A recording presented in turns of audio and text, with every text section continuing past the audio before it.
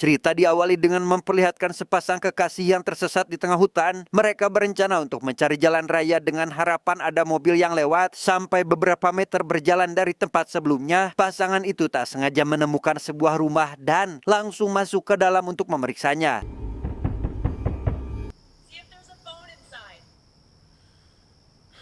Sementara si wanita menunggu di luar, si pria mulai mencari jalan masuk untuk memeriksa apakah di rumah itu ada orangnya atau tidak. Namun, baru saja masuk, si wanita yang sedang asik melamun pun tak sengaja melihat setitik cahaya dari balik jendela yang ada di lantai 2. Entah apa yang sebenarnya terjadi, tatapan matanya tampak kosong dengan bola mata hitamnya yang berubah menjadi putih. Si pria sendiri masih menelusuri setiap sudut ruangan. Ia mulai memanggil-manggil si pemilik rumah berharap akan mendapat bantuan dari mereka tanpa sadar jika saat ini kondisi pacarnya sedang tidak baik-baik saja. Hello? Beberapa tahun kemudian, kisah akan berfokus pada seorang wanita bernama Abby, seorang pengangguran yang bahkan menumpang hidup di rumah kakaknya yang sudah menikah. Namun yang lebih parahnya lagi adalah Abby sampai berani membawa seorang pria ke rumah itu tepat ketika sang kakak sedang tidak ada. Oh, hello. Kedatangan kakak ipar Abby bernama Steve tentu saja membuat Abby sangat panik. Namun karena sudah terlanjur ketahuan, Abby sama sekali tidak berani bicara dan langsung mengusir pacarnya dari sana. Steve, this is... And I thought you'd never settle down. Ketika sedang berdua itulah, Steve memberitahu Abby terkait informasi keluarganya karena ternyata Abby bukanlah adik kandung istri Steve, melainkan hanya sebatas adik kakaan saja. Think you should call him. Hi, yeah, Di hari itu juga Steve memanggil seorang pengacara yang mencari tahu tentang keluarga Abby. Di sana si pengacara menjelaskan jika keluarga Abby membuat sebuah surat wasiat pada tahun 1944 dan baru ditemukan sekarang, di mana isi surat itu adalah kepemilikan sebuah rumah di tengah hutan dengan Abby si anak tunggal yang akan mewarisinya. Hey, sis. What is wrong with you, Abby? Fine. No excuses. Dengan fakta bahwa orang tuanya mewariskan sebuah rumah, Abby lantas membereskan semua barang-barangnya, berterima kasih kepada Steve yang telah membantunya. Kemudian langsung pergi dari sana saat itu juga.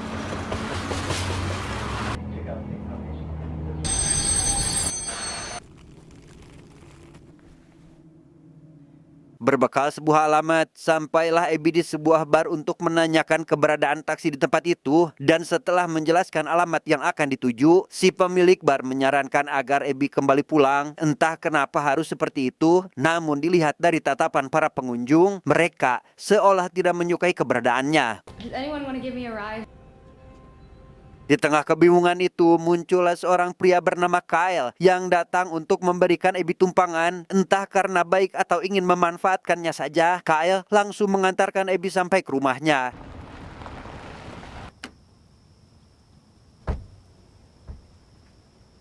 Tanpa masuk lebih dulu, Kyle rupanya langsung pulang karena ada urusan mendadak yang harus ia selesaikan. Sehingga Abby yang juga ingin beristirahat pun langsung memasuki rumah saat itu juga.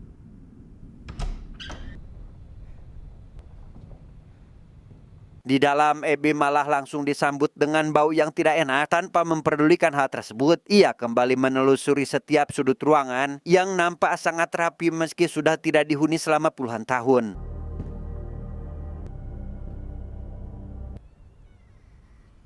Mendengar suara yang mencurigakan, Abby pun mulai mencari di mana sumber suara tersebut. Sampai ke lantai atas, Abby mendapat beberapa barang bekas peninggalan orang tuanya, seperti boneka dan beberapa pakaian di dalam kotak. Namun yang menarik perhatian Abby adalah sebuah kamera yang berdiri tegak menghadap ke arah luar.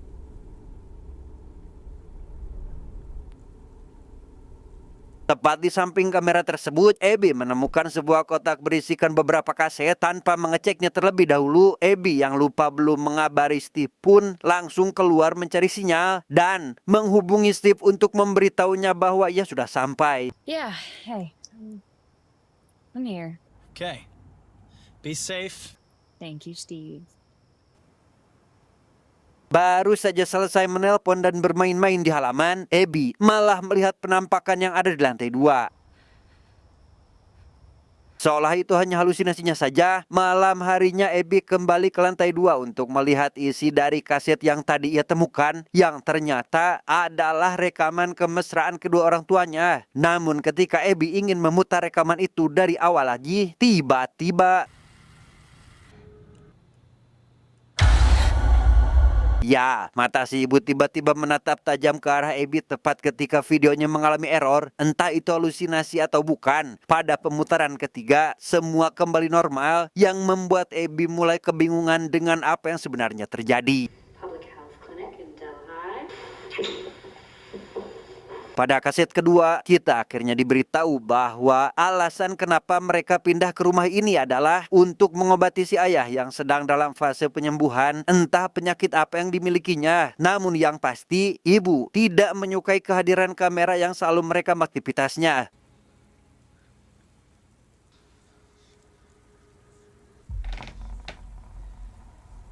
Esok harinya, Abby mulai memakai pakaian milik sang ibu, pergi keluar untuk berolahraga, kemudian memotret beberapa sudut rumah untuk diserahkan kepada Steve agar ia bisa menjualnya dengan harga yang sangat tinggi.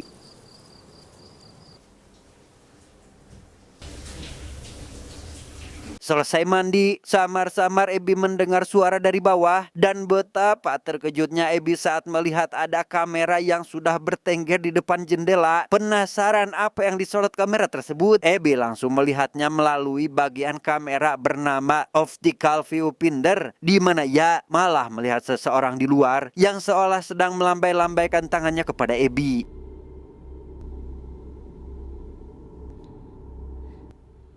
Untuk memastikan apakah orang itu benar-benar ada, Abby memutuskan untuk mengeceknya keluar dan lagi tidak ada apa-apa di luar sana.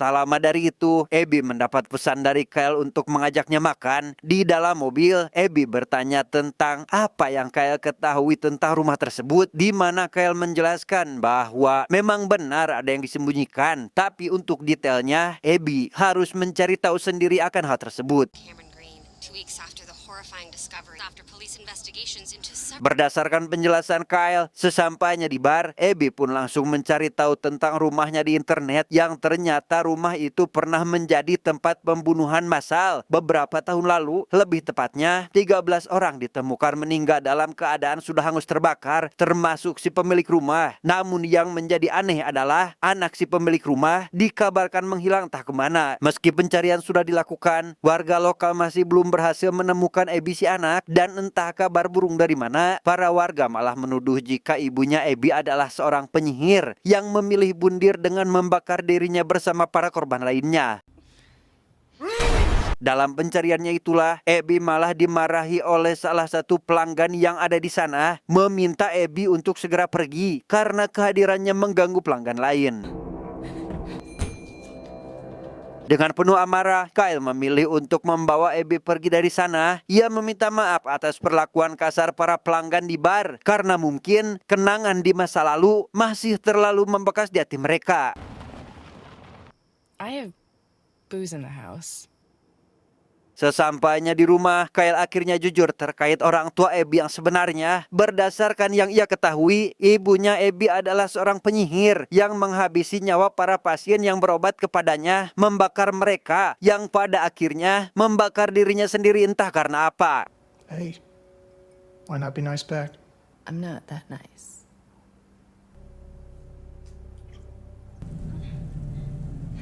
Esok harinya setelah begadang sampai tengah malam, Kyle yang sudah terbangun lebih dulu pun memutuskan untuk pergi dari sana. Namun setelah melihat ada pintu yang terbuka, Kyle pun memutuskan untuk mengeceknya lebih dulu dan coba tebak apa yang dilihatnya.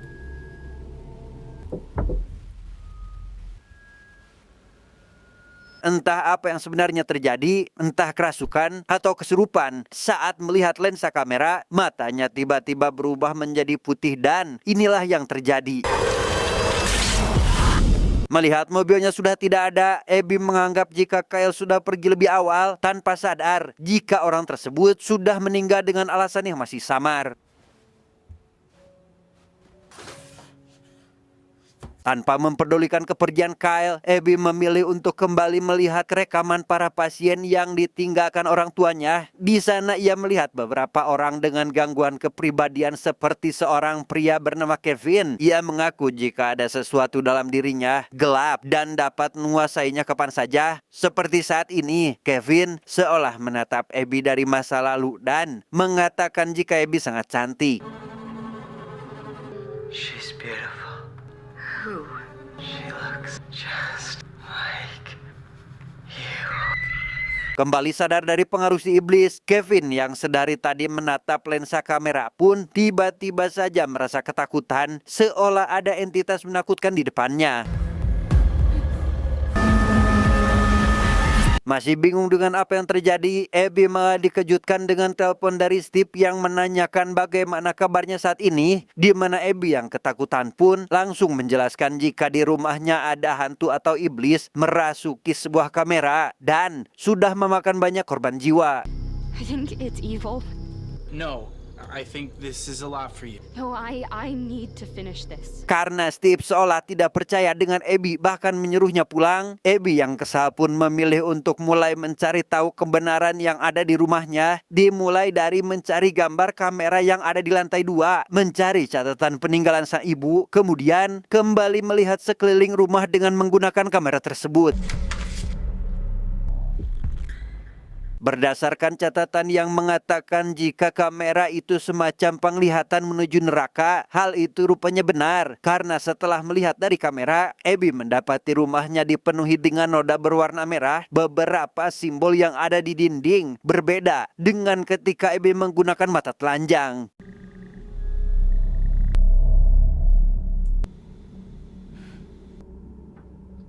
Dengan rasa penasaran yang mendalam, Abby pun mulai menelusuri setiap ruangan dengan menggunakan kamera tersebut. Entah apa yang Abby pikirkan, sesampainya di lantai atas, tiba-tiba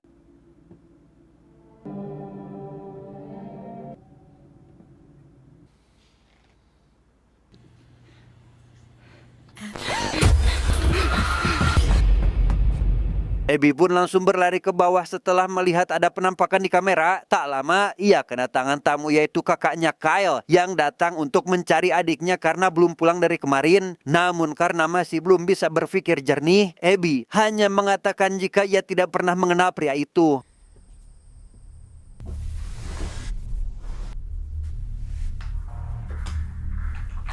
Melihat topinya ada di atas meja, si kakak yang tidak ingin ribet pun memilih untuk pergi dari sana dan akan kembali nanti malam untuk mencari tahu apa yang sebenarnya terjadi. Is it okay if I record this call? Malam harinya si kakak pun kembali ke rumah tepat ketika Abby masih fokus dengan investigasinya. Di sana si kakak mulai menelusuri setiap sudut ruangan barangkali kayak ada di tempat itu. Dan sesampainya di lantai 3, si kakak menemukan sebuah kamera dengan video kematian Kyle yang masih diputar.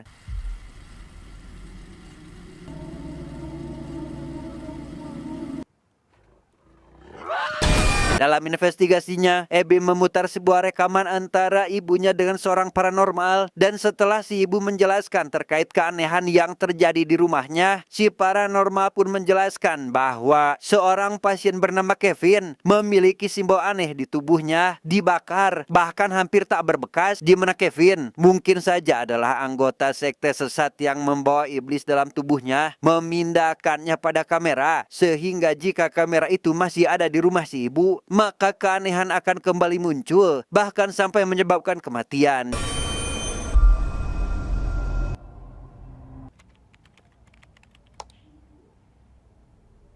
Tanpa menyadari jika baru saja ada yang memasuki rumahnya, Abby langsung pergi ke lantai atas untuk mengambil kamera yang tadi ditinggalkannya. Kemudian memutar rekaman satu persatu, memiliki satu ending yang sama, yaitu semua orang akan terpaku dan ketakutan setelah matanya menatap ke arah kamera.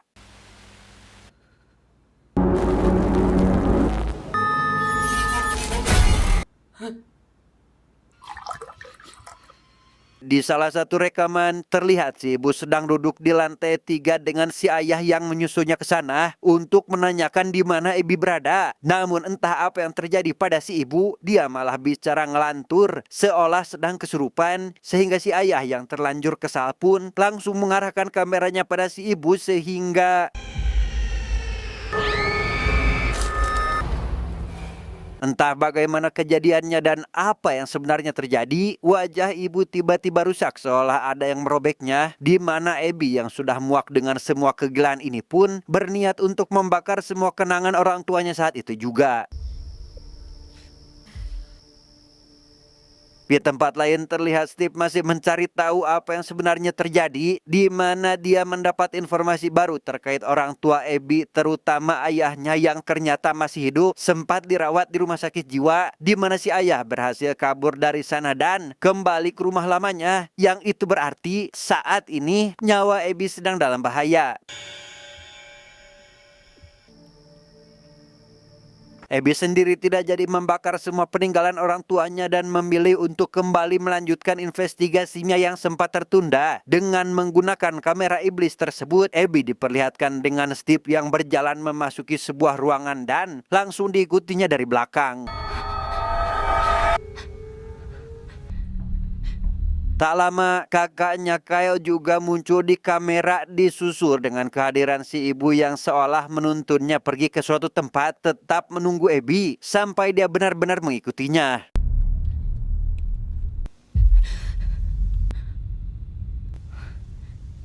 Saking sibuknya Abby, ia bahkan mengacuhkan panggilan Steve yang mencoba untuk mencarinya. Dan karena Abby tak kunjung menjawab, Steve langsung mengirimkan pesan terkait ayahnya yang masih berada di rumah dan meminta Abby agar segera pergi setelah dia mendengarkan pesan darinya.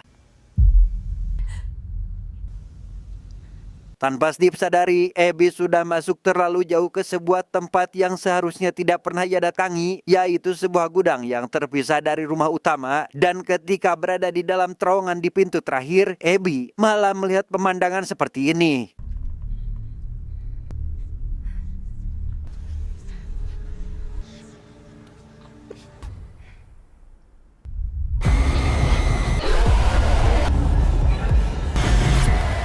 Sadar-sadar, Abby sudah berada di dalam ruangan terikat bersama kakaknya Kyle yang tak lama datanglah sosok pria yang menangkap Abby tadi dan coba tebak siapa orang itu?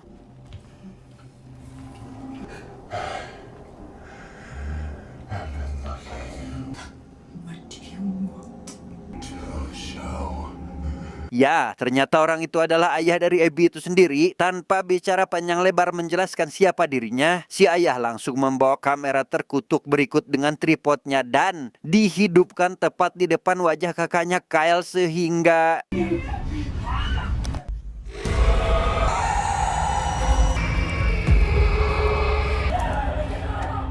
tak langsung membebaskannya. Si ayah hanya memberikan sebuah gunting agar Abby dapat meloloskan diri, di mana Abby langsung kembali ke rumah untuk menyelamatkan Steve di lantai atas yang hampir saja dibunuh oleh si ayah dengan menggunakan kamera terkutuk.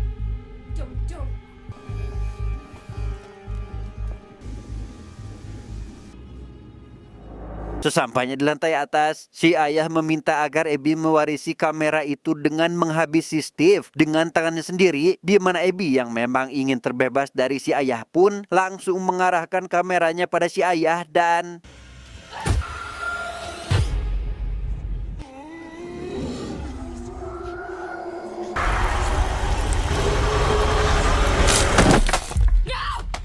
merasa jika semuanya telah selesai setelah si ayah tewas, Steve dan Abby pun turun ke bawah untuk membakar semua barang peninggalan orang tuanya termasuk dengan kamera terkutuk itu. Dan ketika Steve akan kembali ke rumah untuk mengambil kunci mobil yang ketinggalan, disinilah Abby akhirnya sadar bahwa Abby sudah menjadi bagian dari rencana si iblis yang terkutuk.